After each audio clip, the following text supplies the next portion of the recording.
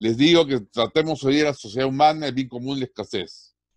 Y disculpen por mis tics. Esto me pone muy nervioso el que no funcione la computadora bien. Podríamos decir que el eje central de la doctrina social de la Iglesia es la primacía del bien común sobre el bien particular. Es el principio de ética social que legitima a toda la sociedad. Y tenemos que ver cómo define Santo Tomás la sociedad. Esto está en un opúsculo de Santo Tomás.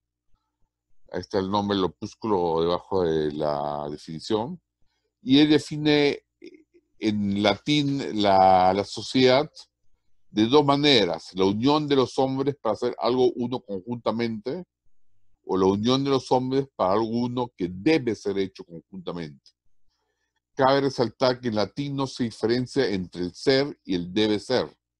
Por eso que en un caso se pone algo que se hace conjuntamente y en el otro caso se traduce como algo que debe ser hecho conjuntamente. En todo caso, se nota que hay tres elementos en esta definición. Uno, que la sociedad es un ente de orden. ¿Qué significa esto? Esto significa que un ente de orden significa que es un conjunto de sustancias unidas en torno a un fin. Por ejemplo, una máquina consta de varias sustancias que están unidas en función a una finalidad que hace la máquina. No quiero decir con esto que la sociedad es una máquina, pero para ejemplificar lo que es un ente de orden. El otro elemento en conjunto que tiene la sociedad es el fin en común. ¿Qué significa esto? Que el orden implica una adecuada disposición de elementos respecto a un fin o un principio de ordenación.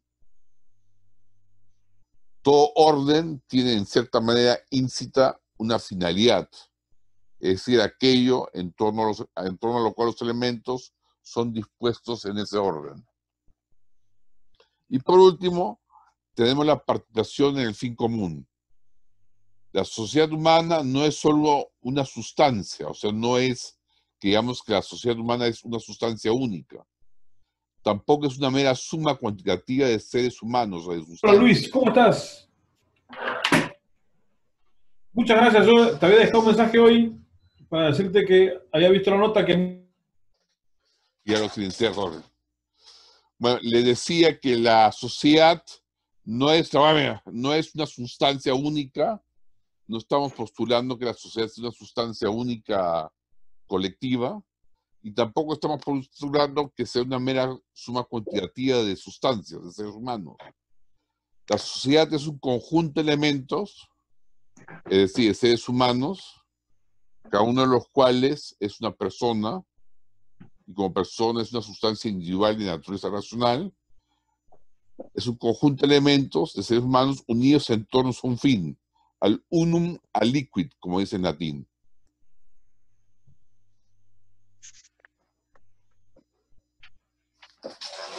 A ver si paso con el diapositivo. Ok, este unum aliquid y la unión que está dada por la mutua relación que hay entre los elementos del conjunto.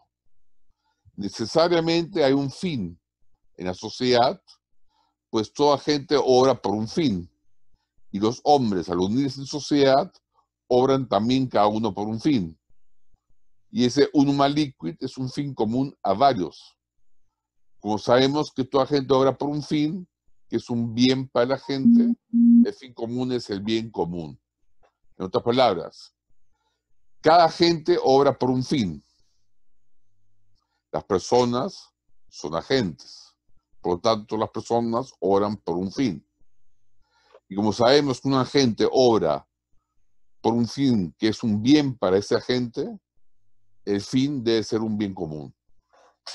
Espero que se haya entendido el razonamiento.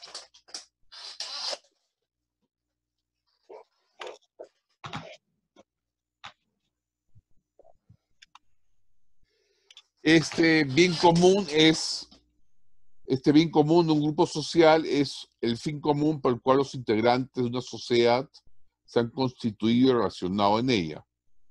Repito, el bien común de un grupo social es el fin común por el cual los integrantes de una sociedad se han constituido y relacionado en ella. El bien común es entonces participable y comunicable a los integrantes del grupo social. Les quiero poner un ejemplo. Veamos un ejemplo del club, un ejemplo de un club de estudio del pensamiento del filósofo Platón.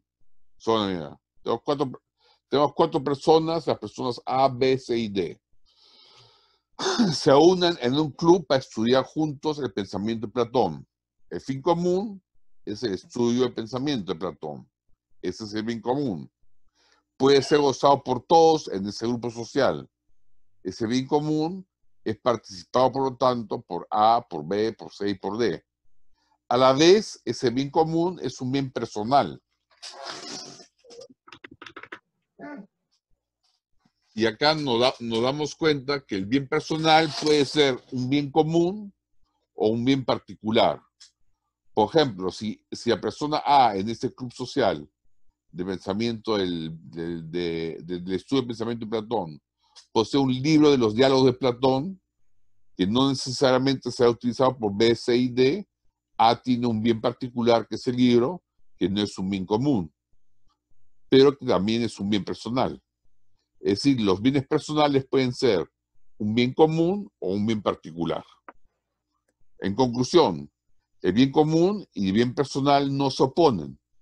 El bien común se opone a bien particular, pero no se opone a bien personal. Seguimos en nuestro razonamiento y pensamos cuál es entonces, o cuál debe ser entonces el bien común debido. ¿Cuál es el bien común debido? ¿Cuál debe ser el bien común? Hay un problema. Hay un problema, que en la sociedad humana las personas miembros pueden tener fines y bienes personales muy diversos. Los seres humanos, por su intrínseca racionalidad y por su intrínseca libertad, producen una diversidad de fines. En el seno de una misma sociedad hay muchos fines. Cada persona tiene su propio fin. ¿Cuál es entonces el bien común debido? ¿Cuál es el bien común que debe ser el bien común? Y quiero acudir acá a Santo Tomás, a la Suma contra Gentiles, en un pasaje que ya citó el padre Sono. El hombre es por naturaleza un animal político o social. Cosa que ciertamente se pone manifiesto en que un solo hombre no se bastaría a sí mismo si viviese solo, en razón de que la naturaleza de muy pocas cosas ha provisto al hombre suficientemente, dándole una razón por la cual pueda procurarse las cosas necesarias para la vida, como ser el alimento, el vestido y otras semejantes, para obrar todas las cuales no basta un solo hombre, por lo cual ha sido naturalmente dispuesto que el hombre viva en sociedad. ¿Qué es lo que quiere decir Santo Tomás? Que el hombre es, como afirma Santo Tomás, naturalmente social porque necesita de la sociedad para su desarrollo. Es decir, el hombre no se puede procurar a sí mismo todo lo que necesita. Necesita de la sociedad para su desarrollo personal. Pero éticamente visto, ¿cuál debe ser el desarrollo del hombre? Esa es la pregunta que tenemos que contestar. Y según la ética jus naturalista de origen tomista, el desarrollo del hombre visto éticamente implica la actualización plena de sus potencialidades específicas. Es decir, el fin último subjetivo del hombre son sus potencialidades específicas que el hombre éticamente debe actualizar. Todo Disculpe, esto, ¿sí? disculpa que te interrumpa. Hay gente en espera. Ah, disculpa. Gracias por avisar. Voy a admitirlos.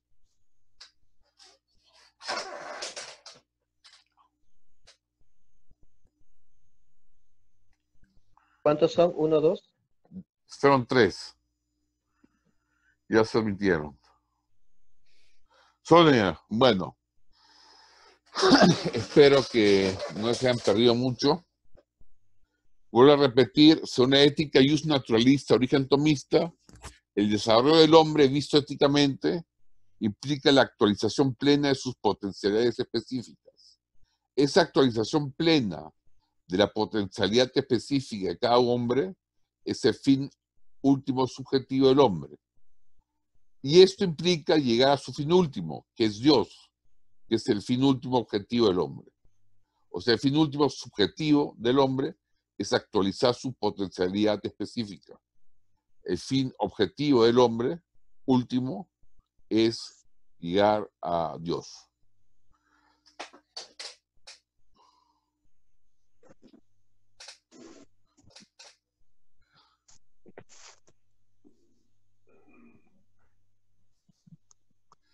Se concluye entonces que si el hombre necesita la sociedad para su desarrollo, deben darse en la sociedad una serie de condiciones que permitan el aludido perfeccionamiento de las potencialidades específicamente humanas.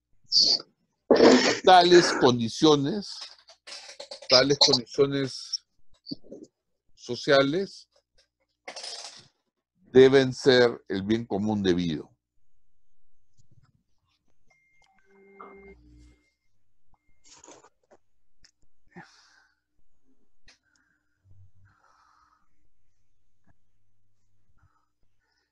Tal es el bien común político al cual se refiere uno con bien común, que es para el fin y el bien común trascendente de la persona humana, que es Dios. Es decir, el bien común político, que es el bien común debido, existe para el fin y bien común trascendente de la persona humana, que es Dios. Esto, la idea es que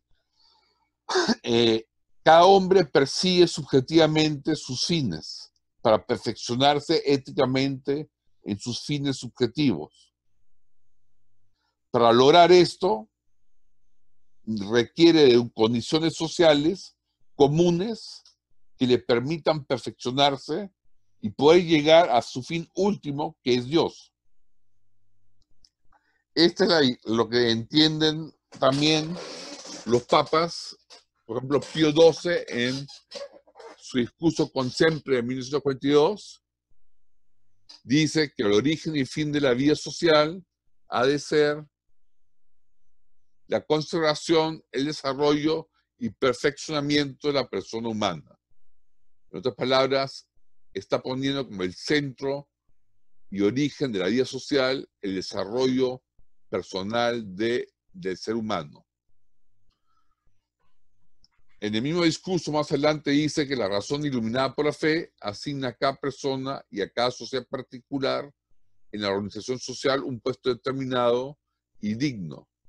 Y sabe, para hablar solo del más importante, que toda actividad del Estado, política y económica, está sometida a la realización permanente del bien común. Es decir, y aquí hay una definición, de aquellas condiciones externas que son necesarias al conjunto de ciudadanos para el desarrollo de sus cualidades, de sus oficios, de su vida material, intelectual y religiosa.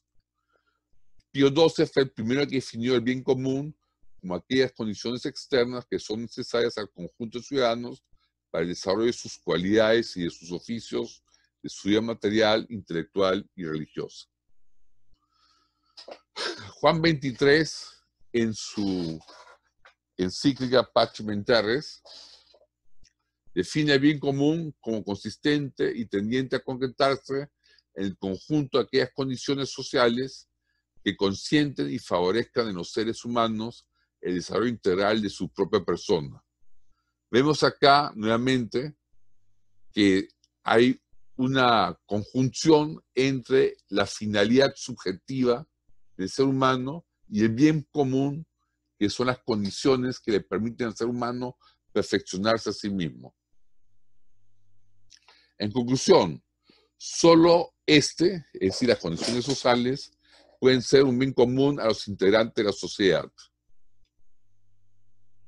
En cuanto a que estos necesitan de este bien común político para que encuentren los integrantes el desarrollo de sus capacidades personales. Así, el bien común no contradice en absoluto el hecho de que los fines de cada persona sean diversos en el marco social. Y para lograr esos fines personales, todos necesitan del bien común, que es ese conjunto de condiciones sociales que permiten el alcance de dichos fines. Quisiera entrar a una explicación técnica de lo que es el finis operis y el finis operantis. Si tenemos un arquitecto, el operantis, y este arquitecto está diseñando una casa, esa casa es el fin de la obra, el finis operis. El fin del arquitecto, estoy haciendo un ejemplo para explicar los conceptos de finis operis y finis operantis. El fin del arquitecto, el finis operantis, el fin del operante, puede ser pura y simplemente el diseño de la casa por el gusto de hacerla. O sea, el fin de la obra, el finis operis.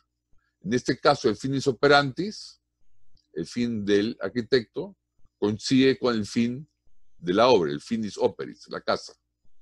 Pero puede ser que el fin del operante, el finis operantis, el fin del arquitecto, sea ganar una suma de dinero. En ese caso, el finis operis, la casa, es distinto al finis operantis, al fin de ganar dinero del arquitecto. Aplicando esto en el marco del grupo social, tenemos que todos sus integrantes considerarán el fines operis de la sociedad.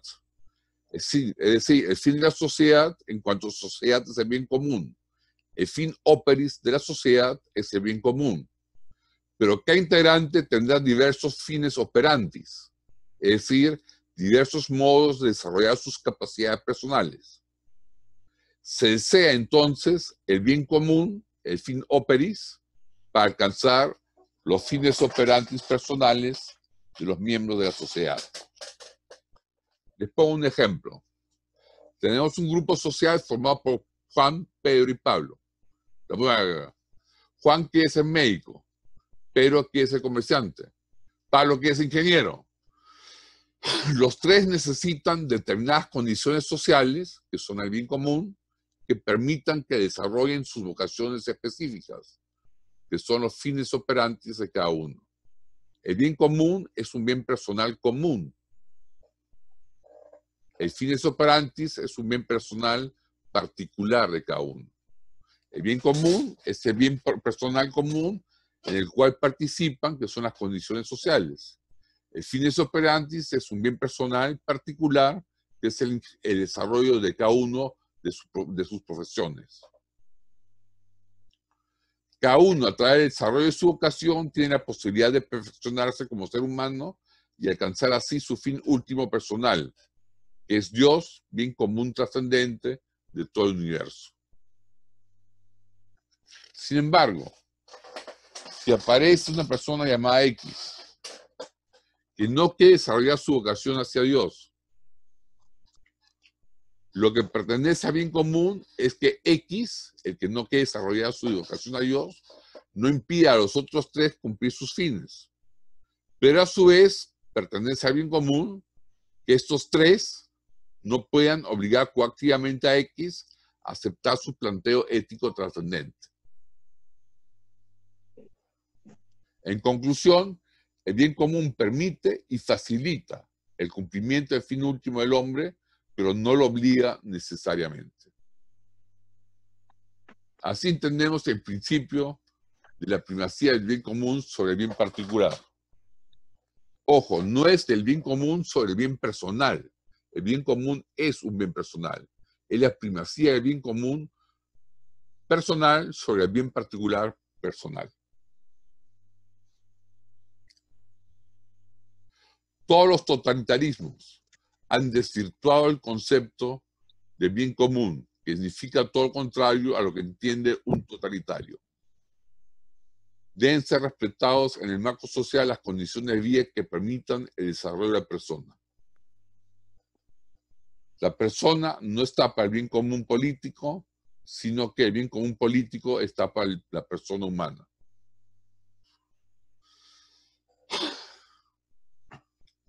Por esto, Pío XII dijo que el fin de la vida social es el desarrollo de la persona humana.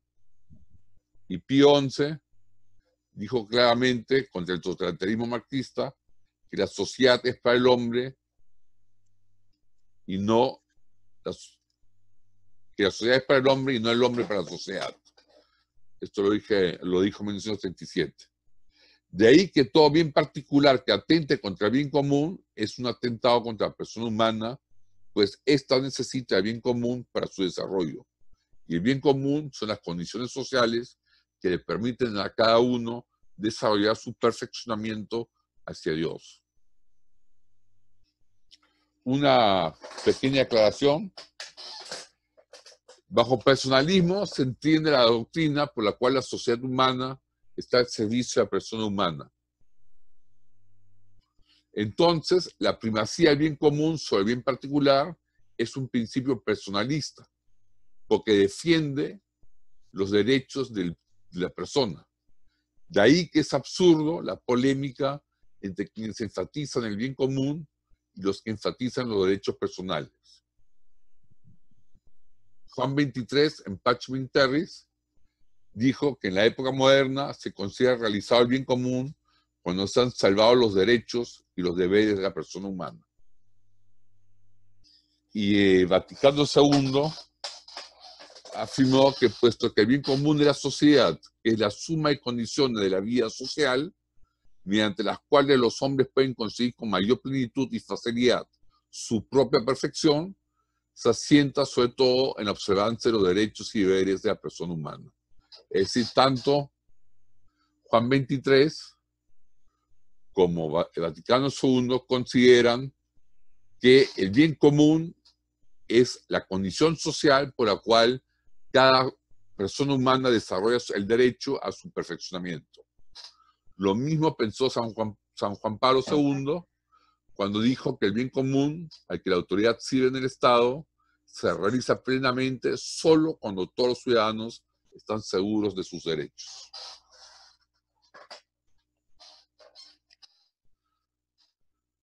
Por eso es absurdo el uso del bien común con fines totalitarios. Es precisamente cuando la justicia no se respeta y por ende los derechos de las personas son violados, es ahí donde se produce el atentado directo al bien común.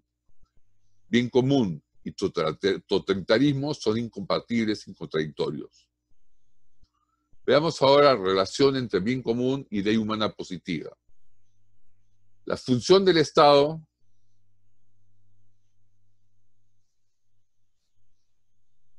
es custodiar y promover el bien común. Esto no implica que todas las acciones humanas, moralmente malas, caigan bajo la vigilancia del Estado. Solo la ley humana positiva queda bajo custodia del Estado.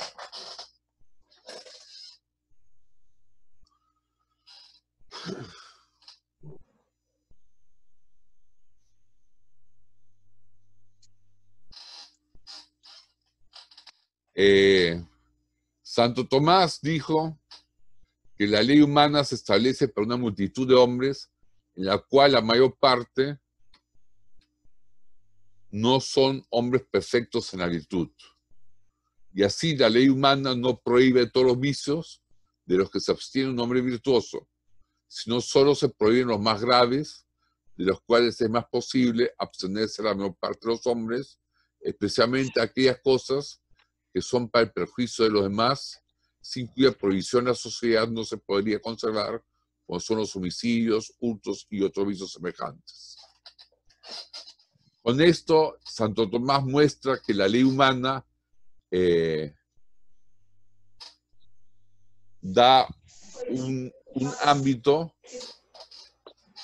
mínimo de bien común, un ámbito mínimo de protección de derechos y no exige la virtuosidad máxima. Hay un espacio de la ley natural que la ley humana no prohíbe y que permite el desarrollo de las virtudes del ser humano. Esto lo vimos en la clase pasada. ¿Tenemos preguntas hasta ahí?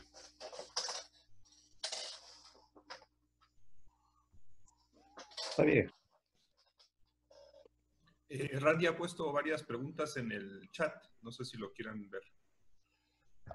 No veo el chat. Dejen, pues, leerme las preguntas.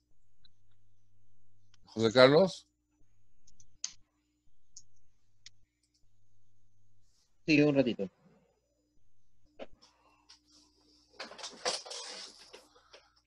¿Cómo figura ahí los ateos y los que no creen en Dios? La puta madre. Allá. Eso es lo que decía yo en antes cuando mencioné al grupo de Pedro, Pablo y Juan. Ellos quieren perfeccionarse ante Dios. Ellos buscan el desarrollo de su vocación y con su vocación perfeccionarse ante Dios. Pero si hay una persona X, una persona X que no es creyente, que es atea, por ejemplo, que no busca la perfección ante Dios, el bien común consiste en condiciones sociales tales que permitan a los creyentes perfeccionarse ante Dios sin que el no creyente les impida hacerlo. Y al mismo tiempo las condiciones sociales deben ser tales que los creyentes no le impongan sus condiciones éticas al no creyente. No sé si me expliqué bien. Lo podemos ver acá. Sí, profe, pero justo, por ejemplo, el caso de las pequeñas hermanas católicas en Estados Unidos, más bien, No conozco el caso. es un caso famoso que acaba de fallar la Corte Suprema en pro de las pequeñas hermanas. ¿Ya? Y lo que pasó fue, los injustos están, el gobierno de Obama imponiendo sobre ellos cosas que están en contra de su conciencia y en contra de la ley de Dios. Y eso está sucediendo más y más. ¿Se refiere a matrimonios entre mismo sexo? No, fue de asunto de proveer servicios de contraceptivos que producen aborto y todo eso. Ah, ya. Ahí me parece que la ley humana debe ser cambiada por el método de la sustracción. Es decir, la ley humana debería dar libertad de conciencia a suministrar o no suministrar estos sistemas. No debería prohibirlos ni debería obligar a suministrar métodos abortivos. En otras palabras, la ley humana debe ser tal que los creyentes puedan desarrollar sus virtudes, es decir, no suministrar métodos abortivos, y los no creyentes no sean obligados a aceptar la ética creyente.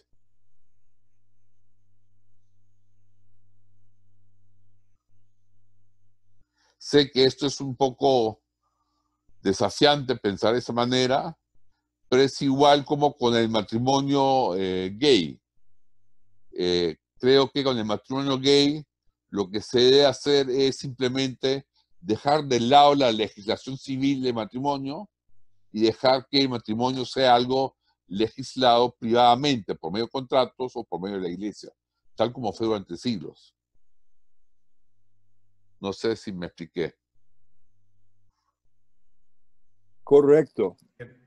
Correcto. Ya. El otro problema surge cuando uno dice, uno dice que el Estado tiene la obligación de proteger la vida del no nacido.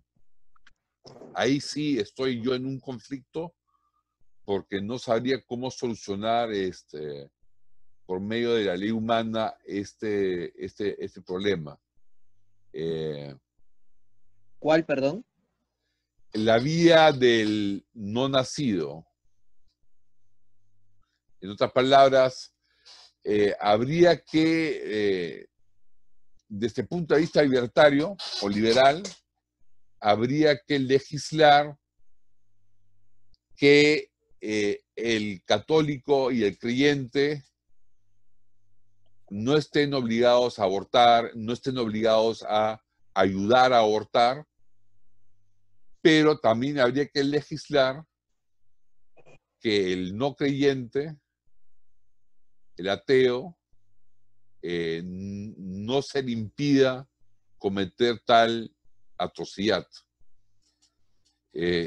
Y esto es porque la ley humana da un espacio de desarrollo de la virtuosidad para el creyente, pero no impide todos los males, todos los vicios de la sociedad. Eso quiere decir que con esa, perdón, eso quiere decir que con esa tesis, lo que la ley debería de hacer es permitir el espacio que para un tema de coherencia de fe, los creyentes o los pro vida no estén de acuerdo con el tema del aborto, pero tampoco debería de imponer cierta medida. Sin embargo, entiendo yo, sí debería de explicar que un aborto es literalmente un asesinato. Sí, debería dejarnos a nosotros... Para poder tomar decisiones morales individualmente. ¿Es sí, lo que tú dices? Debería dejarnos a nosotros, los creyentes, el derecho de predicar de que el aborto es un asesinato, sin que nos impidan predicar eso. Pero no nos debe dar el derecho de imponer el no aborto. Profe, perdón que interrumpa, pero bueno, es un tema muy polémico que realmente no tenemos que debatir ahorita, pero yo sí creo que independientemente de que los creyentes en general seamos pro vida, también hay personas ateas que son pro vida y que sí, cierto. Está comprobado científicamente que pues, el feto, la fecundación ya es un ser humano, ¿no? Entonces creo que científicamente el Estado debe proteger la vida, el derecho a vivir desde la fecundación. Sí, pero debemos dejar de que sean las ciencias médicas las que decidan eso. Sí, correcto. El Estado no debe entrar a legislar cuál es la ciencia correcta y cuál es la ciencia incorrecta. Correcto. ¿No? A partir de la resolución de la ciencia, el Estado puede proteger ese derecho a la vida, ¿no? Claro. Eso dependerá de la mayoría de los legisladores. Yo como católico estaría de acuerdo contigo en legislar a favor de la vida. Por supuesto. Pero admito que el concepto de ley humana de Santo Tomás es un concepto mínimo de consenso que permite, por ejemplo, en el caso de los gays, que permite, por ejemplo, que haya personas que caigan en el vicio de casarse entre el mismo sexo, que no los obliga a perfeccionarse. Y en el mismo sentido, pienso que si la ciencia médica llega a la conclusión, o un grupo de la ciencia médica llega a la conclusión, que la vida humana no empieza con la concepción, sino recién, por ejemplo, con la instalación del óvulo en el útero, debemos los creyentes tener la apertura de mente suficiente como para aceptar que tal legislación es posible desde el punto de vista creyente. Ay, está muy debatible el asunto, pero gracias por su opinión, profesor. Sí, ¿Puedo sumar un punto es una a eso? opinión muy personal mía, ¿no? Muy personal sí, desde mía. luego. Entendemos eso. ¿Puedo sumar un punto a eso? Sí. Perdón, disculpen que sume. Lo que pasa es que, como bien dicen, y estoy de acuerdo con, creo que era Lucrecia quien estaba hablando. No, Olivia, gracias. Yo entiendo lo siguiente. que, bueno, yo me reconozco como liberal de derecha y desde esa concepción, siendo pro vida, entiendo algunos conceptos desde mi punto, ¿no? Y yo veo lo siguiente, nosotros como creyentes debemos defender la vida, pero no debemos de caer en este mecanismo perverso que usualmente hace la izquierda, de imponernos una política de lo correcto.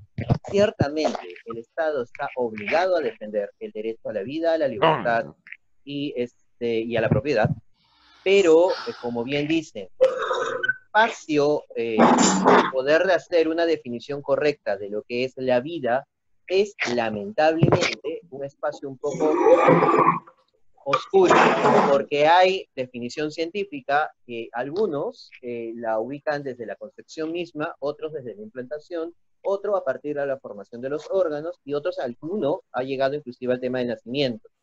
Sin embargo, entonces yo entiendo que la tarea concreta de nosotros los creyentes es lograr hacer una presión, no en el Estado para que legisle sin base científica definida, sino más bien hacer la presión en los medios intelectuales, científicos, a la academia, para que definan un concepto científico correcto, que respete el tema de la diferencia genética y demás entre progenitor e hijo, y a partir de ahí, con un concepto claro, que es lo que ahorita usa la izquierda. La izquierda usa mucho la ambigüedad científica en definir a partir de cuándo se considera la vida. Así a partir de ahí ya tendríamos un elemento. Así es. Y ciertamente nos corresponde a nosotros como sociedad, no al Estado, el tema de la formación cultural y moral de nuestra gente.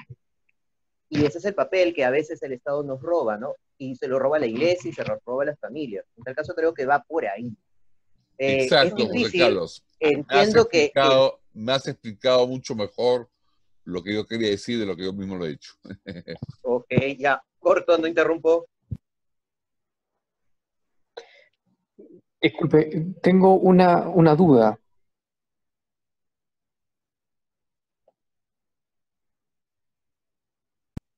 Adelante.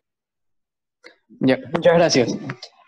Mire, lo que pasa es que el profesor Kurt mencionó que, según Santo Tomás, no todos los hombres somos virtuosos y que la ley humana se establece para tan solo, castigar, por así decirlo, los actos que son más graves contra la sociedad. Bueno, los actos individuales más graves contra la sociedad. Entonces, no se podría, ¿por qué no encajaría el aborto en esta concepción de actos más graves? O sea, porque quizás estamos en esta discusión de si es vida humana, si realmente se afecta a un bien jurídicamente protegido. Y bueno, con respecto al aborto, bueno, esa es una duda. Y con respecto al aborto, creo que si bien hay algunas dudas respecto al momento en el que empieza la vida, creo que podría aplicarse un principio que en derecho se conoce como el principio precautorio, que en caso de no tener o no contar con los medios para saber a ciencia cierta el estado de un fenómeno o alguna explicación, se opta por aplicar la medida menos gravosa, la medida menos que atente en menor medida, en menor grado contra un derecho. Entonces creo que al no tener certeza en qué momento empieza la vida, desde este punto de vista podría prohibirse simplemente el aborto en cualquier circunstancia, hasta que se tenga certeza científica del momento en el que empieza la vida humana. Eso es lo que quería mencionar. No sé si quería... Estoy de acuerdo contigo, pero a lo que yo me refiero es que esas definiciones, ese consenso alrededor del cual tú estás hablando, es un consenso que se debe formar políticamente. Que nosotros los creyentes debemos ganar a través de la predicación y a través de la transformación de la cultura. Y que no podemos imponer a través de la fuerza coactiva, al menos que tengamos mayoría de votos. A eso me refiero. Sumo un detalle a eso, la labor principal del Estado es lograr una sociedad en donde haya una armonía aceptable. Es cierto la medida que menciona, ¡ay, disculpen lo distraído, no sé quién habló! Pero ya, el aporte último que dice de la medida precautoria es correcto. En realidad, si te das cuenta, actualmente en Perú y en general en varios países, es el tipo de medida que se está haciendo. Por eso es que no está legalizado el aborto, pero tienes que admitir que esa medida, si bien es cierto, tiene legalidad y tiene moralidad, también es cierto que nos está generando una división social o debido a que no estamos haciendo el papel real que como sociedad deberíamos hacer, es decir, culturizar, explicar por qué es un atentado, por qué es un tema de valores, y más bien el Estado imponiendo una posición, desde el Estado está tomando decisiones arbitrarias. Creo yo que ahí la lucha de ideas no pasa porque el Estado legisle o no legisle, aunque evidentemente por ahí deben entrar, sino de nosotros como protagonistas responsables de empezar a sembrar ese tema de una transformación cultural en la que se tenga en cuenta no solo que es vida, sino por qué es vida. Para tener ese punto, tenemos que lograr eliminar la menor cantidad de espacios ambiguos. Y lamentablemente, el sustento de la tesis del aborto se basa en que no hay una definición clara y definida científicamente de a partir de qué momento se considera vida. O sea, todo el mundo sabe que si es un nacido, del nacido para adelante es un asesinato. Pero es muy ambiguo el tema anterior. Por un tema de lograr una cohesión social es necesario la otra parte, que es la que a nosotros nos está faltando. Por otro lado, en el tema de la muerte, justamente para permitir el trasplante de órganos, que muchas veces se tienen que hacer cuando hay muerte cerebral, pero todavía el corazón funciona, la Iglesia ha autorizado a que sean los médicos los que definan el momento de la muerte. De la misma manera se podría argumentar que sea la ciencia médica, no la estatista, sino la libre, la influida por cristianos también, la que defina cuándo es el inicio de la vida. Lo importante es, en este caso, que la ley humana sirva para convivir, coexistir pacíficamente, independientemente de nuestras éticas personales. Y ahí es donde hay un gran debate.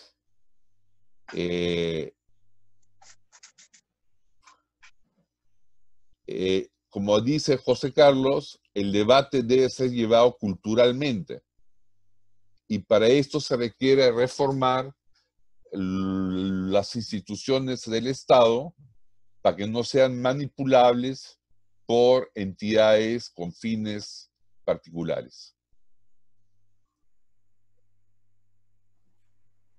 Perfecto, profe. Yo nada más quiero agregar algo. Yo creo que el Estado, así como los médicos, deben proteger la vida y no fomentar una cultura de muerte, sino una cultura de vida, ¿no?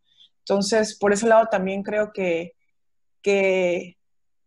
todo está dado desde la ciencia hasta el derecho y el derecho natural para que la vida sea protegida desde la concepción, pero bueno, como ya sabemos, es debatible y hay opiniones diversas. Saludos. Estoy de acuerdo contigo. Para mí, la vida empieza en la concepción. Lo que yo me pregunto es si hay un grupo de médicos que piensan de otra forma, ¿hasta dónde tenemos el derecho a imponer nuestra ética? Sí, correcto. Estoy totalmente de acuerdo con ello. Sí. Bueno, terminado este tema, pasemos al segundo tema, que es el tema de la escasez. Sé que el tema anterior es debatible, pero es interesante ver que, mira, lo importante es definir el rol del Estado. Y ahí hay que pensar un poquito más, porque con la concepción actual del Estado que tenemos, es un Estado que casi se mete y define de todo. Y quizás tenemos que revisar nuestra definición de Estado. Pero eso para adelante. Veamos ahora la escasez económica. Ante todo, quiero decir que los sacerdotes no pueden hablar de economía en tanto sacerdotes, sino solo como ciudadanos. Como ciudadanos tienen tanto derecho a opinar como cualquier otro ciudadano. Pero como sacerdotes tienen sus temas a los cuales deben dedicarse. El magisterio de la Iglesia está inspirado por Dios para dar el marco moral general de la economía, mas no para hablar de la ciencia económica en sí.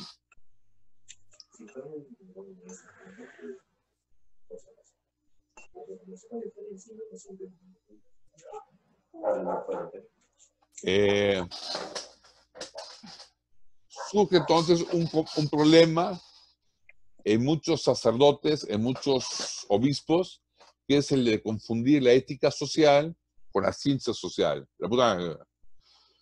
Es decir, confunden las intenciones personales de las personas que definen la ética social con la ciencia social, que es más bien el desarrollo de las consecuencias no intencionadas. De ahí derivan dos errores extremos. Uno, negar la autonomía de la ciencia económica como una ciencia social y caer en una moral ingenua. Y el otro extremo, de parte de los economistas, negar la moral y reducir todo a lo económico. Kurt, perdón, creo que hay alguien en espera. A ver, déjame ver. No veo a nadie en espera, ¿no? No veo a nadie en espera, ¿no? Hay 33 participantes. Ok, voy a verificar por qué no entró. Ya, ok. Bueno, para un diálogo fructífero, se debe tener una idea mínima de las ciencias económicas y también una adecuada comprensión de la hermenéutica de la doctrina social de la Iglesia. De lo contrario, se creerá que de un lado está la moral y del otro la economía. Y se producirá entonces un diálogo de sordos que no conduce al bien común. La gran intención de este diplomado es colaborar con un mundo más justo, colaborar con un mundo más justo, más humano, con mayor interdisciplinariedad, con menos malentendidos entre personas cuyas intenciones directas es que todos podamos vivir en una sociedad más justa y más digna del hombre, a pesar de nuestro pecado original.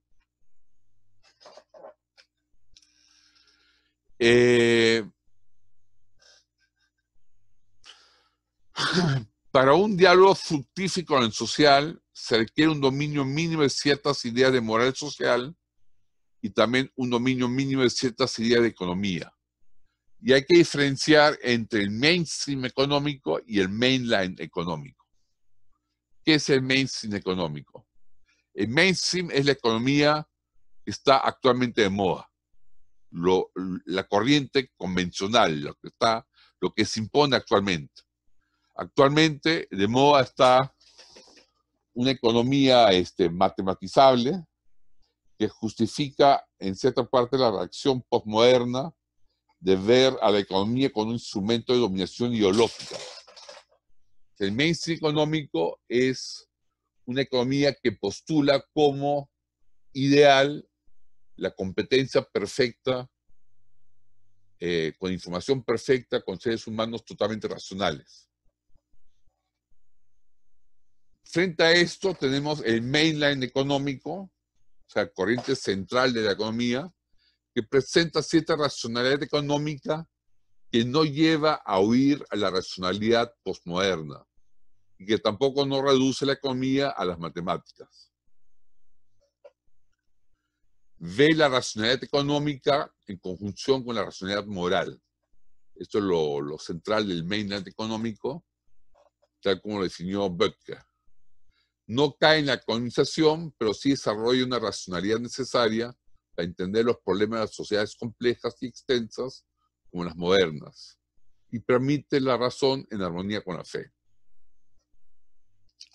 La racionalidad mainland trata de la razón como una razón limitada, ve al hombre como un ser humano que aprende del diálogo, de la discusión y cooperando socialmente. La racionalidad mainland nos ayuda a entender la complejidad económica y a descubrir con asombro que es posible una cooperación social en paz, justicia y libertad.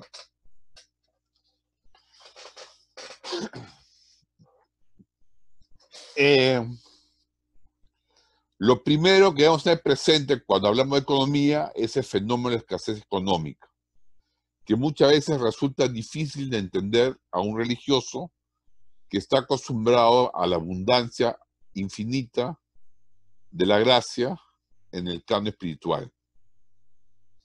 Abundancia infinita de gracia, de la cual los milagros de abundancia, por ejemplo, la multiplicación de los panes y peces, la transformación de agua en vino, el maná del cielo, estos milagros de abundancia son figuras de la abundancia espiritual infinita de la gracia. Como católicos, creemos en la revelación y la bondad ontológica del mundo creado. ¿Qué significa esto de la bondad ontológica del mundo creado? Creemos que el mundo, así como lo creó Dios, es bueno, tal como lo pronunció en Génesis, Dios su juicio sobre la creación, lo cual se opone a la visión negativa de lo físico de Platón. Platón veía en lo material, en lo corpóreo, algo malo. En cambio, como creyentes sabemos que el cuerpo, la materia, es algo bueno creado por Dios. Creemos en el misterio de que Dios mismo asume un cuerpo en la encarnación, resaltando de esa manera la dignidad del cuerpo, es decir, la dignidad de lo material. A eso nos referimos con la bondad ontológica del mundo creado. Esta bondad ontológica de la naturaleza fue enseñada y reenfatizada por San Buenaventura, San Alberto Magno y Santo Tomás de Aquino, entre otros. Debemos decir que en el paraíso, la naturaleza creada era en sí misma insuficiente para brindar los objetos culturales que el hombre necesita. Es decir, por eso Dios indica que es necesario también trabajar en el paraíso, cultivar en el huerto. Sin embargo, antes de la caída, el hombre estaba protegido sobrenaturalmente ante la insuficiencia de la naturaleza, producto de la escasez. Es decir, en el paraíso, donde estaba obligado el hombre a cultivar el huerto por mandato de Dios, la naturaleza en sí misma era insuficiente para brindar todos los objetos culturales que el hombre necesitaba. Pero de alguna manera el hombre estaba protegido de esta insuficiencia por la provisión sobrenatural de Dios en el paraíso. Con la caída del hombre en pecado original, se introduce la necesidad, al no estar protegidos por Dios, de esa insuficiencia. Se introduce también la herida en el ser humano y se introduce también la herida en la naturaleza, por estar la creación, la naturaleza, sujeta a Adán. Por esto en Génesis, Dios anuncia que la tierra producirá cardos y espinos. San Pablo, en sus epístolas, anuncia que la creación gime esperando la redención del creyente. Y el Apocalipsis, la última epístola del Nuevo Testamento, habla de una nueva tierra y nuevos cielos, donde el león pastaría junto al cordero en paz. Con la caída, los efectos de la escasez se intensifican. La realidad de la escasez es independiente de la bondad o no bondad de la persona. ¿Qué quiere decir esto? Que yo puedo ser muy santo y trabajar con gente muy santa, pero igual estoy sometido a la realidad de la escasez. En otras palabras, si San Francisco y Santo Domingo están por el desierto con un frasco de agua, caminando, buscando cómo sobrevivir, pues se darán mutuamente y santamente uno al otro el agua el uno al otro, pero igual morirán. En cambio, si fuéramos nosotros, probablemente nos pelearemos y trataremos de golpear al otro y apropiarnos del agua. Lo que quiero decir es que la escasez es independiente de la bondad de las personas que actuamos. Podemos ser santos, pero igual estar sometidos a la escasez, que es una realidad. La escasez no es consecuencia de haber sido arrojados a este mundo. Como decía, existía ya en el paraíso, pero estábamos protegidos en el paraíso sobrenaturalmente de la escasez. Antes de la caída, la naturaleza es indiferente ante los reclamos culturales del hombre. Después de la caída, sigue siendo indiferente la naturaleza ante los reclamos culturales del hombre.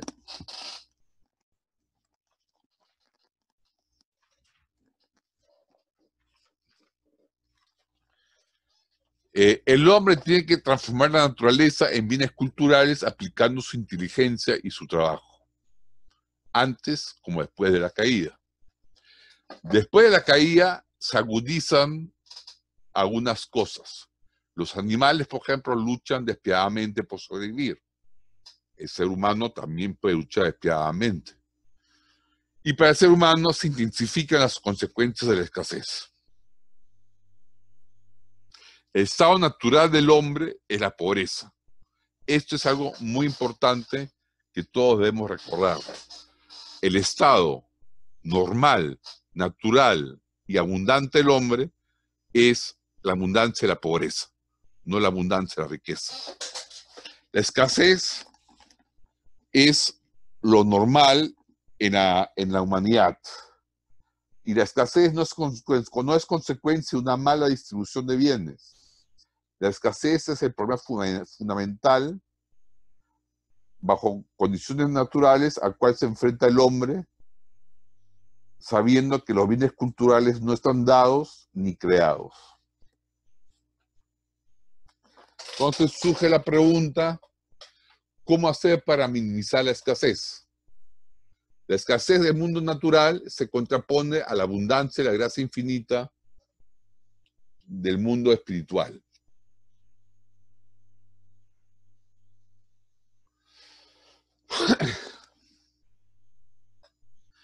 En otras palabras, contamos con la sobreabundante agua de vida eterna, pero debemos preguntarnos cómo lograr abundante agua potable y natural para todos. El primer paso para lograr que todos accedan a los bienes universales es no negar ni condenar el fenómeno de la escasez. No podemos escondernos detrás de una ingenuidad diciendo que basta con distribuir los recursos. Los recursos no están creados. Los recursos están bajo tierra, y mientras que estén bajo tierra, no están creados.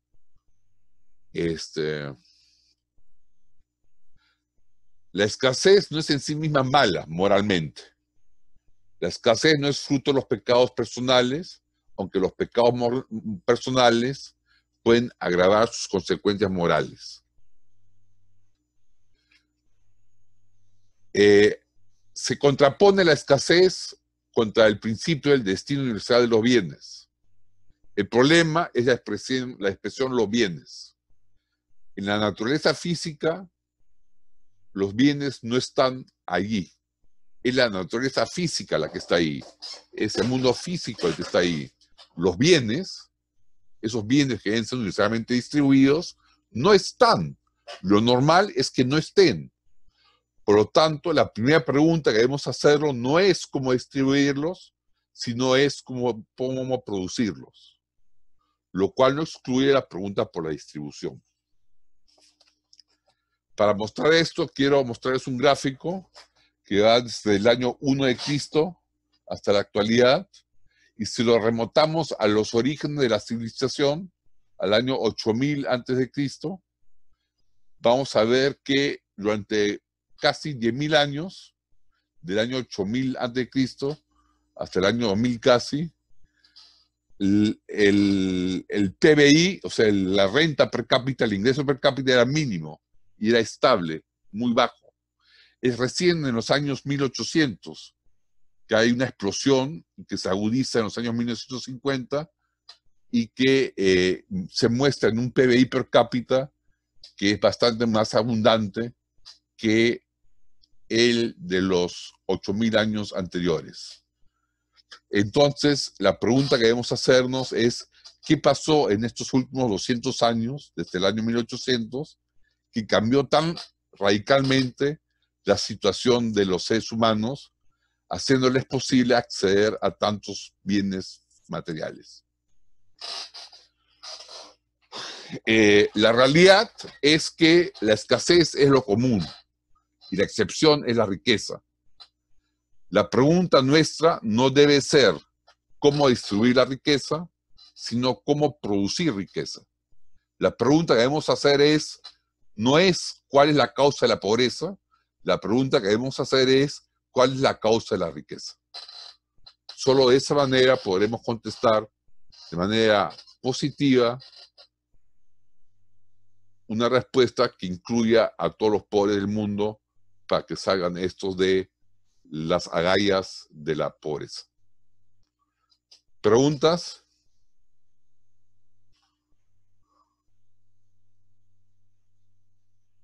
Hay una pregunta, sí, dice Randy. Sí, efectivamente, Kurt. Este gráfico es increíble. En tu opinión y en la opinión de los economistas, ¿a qué se debe este cambio? Este cambio aproximadamente en 1800. ¿Hay algo que sucede ahí? Porque miramos toda la historia de la humanidad y no hay cambios. Sí, lo que muchos economistas afirman es que hay un cambio en la institucionalidad. Es decir, en los años alrededor de 1800 se promueven instituciones estatales favorables a la propiedad privada, a la libertad económica y al respeto de los contratos. Y parece ser que este marco jurídico y ético, que en cierta manera se sacó de la Biblia, ese marco jurídico fue el que permitió el surgimiento de una economía de mercado que mal que bien ha llevado al desarrollo material de las sociedades.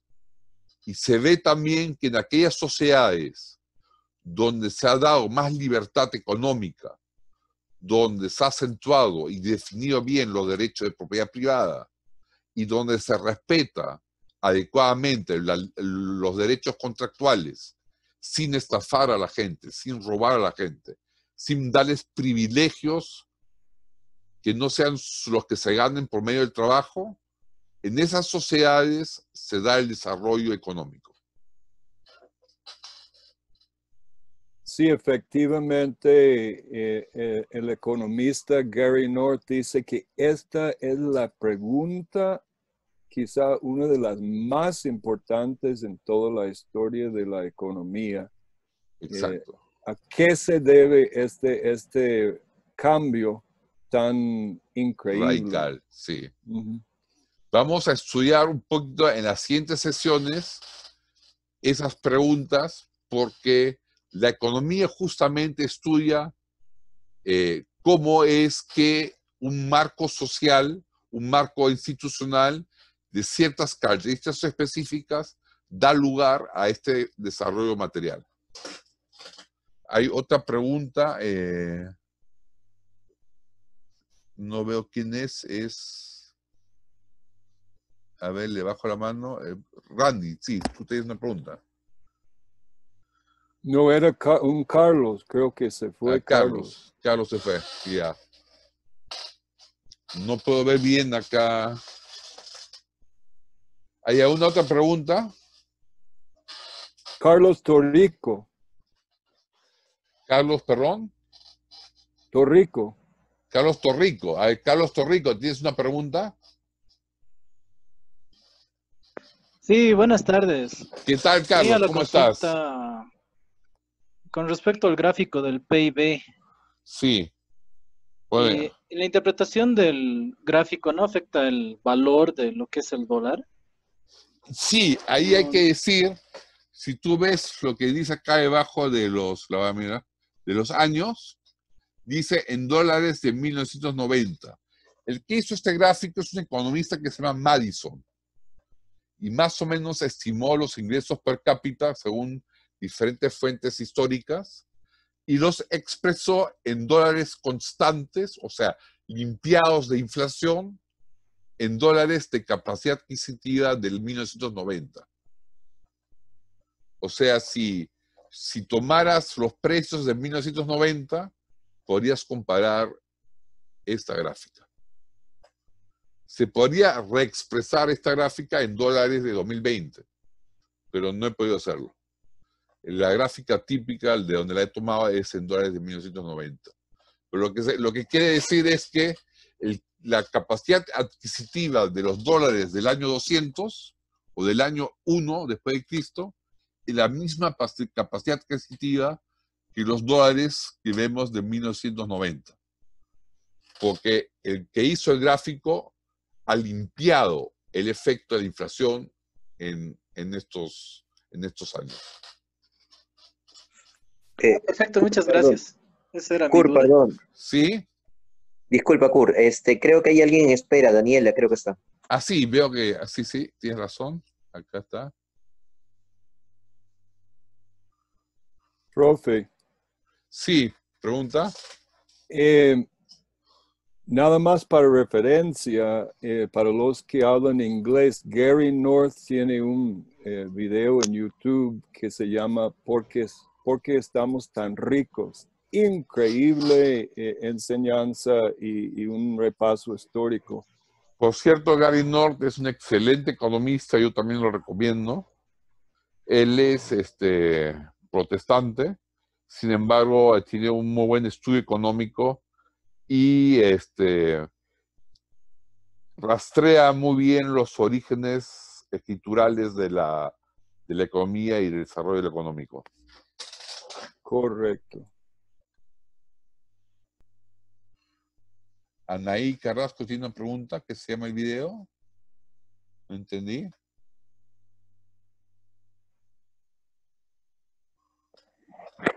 Sí, buenas tardes, profesor. No, me refería a qué se llama el video del que habló el pastor. Si lo podrían poner en el chat, por favor. No, no es un video, es un autor. Es un autor, un economista que se llama Gary North. Te lo voy a poner en el chat. Sí, profesor, sí hay un video. Yo lo puedo poner en el chat de ya, póngalo en el chat, por favor, don Randy. Ok, lo voy a buscar, ya te lo mando. Conclusión, dos conclusiones. Una, el bien común, según lo que hemos visto, los pontífices como lo han definido, y como se define también racionalmente, son las condiciones generales que permiten que cada creyente y cada persona desarrolle, perfeccione su propia vida en función a las virtudes que él frente a Dios considere adecuadas. Y la segunda conclusión, no olvidarnos nunca que para poder convivir pacíficamente debemos tomar en consideración de que la escasez es una realidad verdadera en nuestro mundo. Que no podemos saltearnos el problema de escasez ocultándonos detrás de una supuesta distribución. Antes de poder ser distribuidos los bienes, deben ser creados. Y esto lo vemos más ahora en esta época de la pandemia, donde cada vez menos se produce y cada vez más faltan los bienes.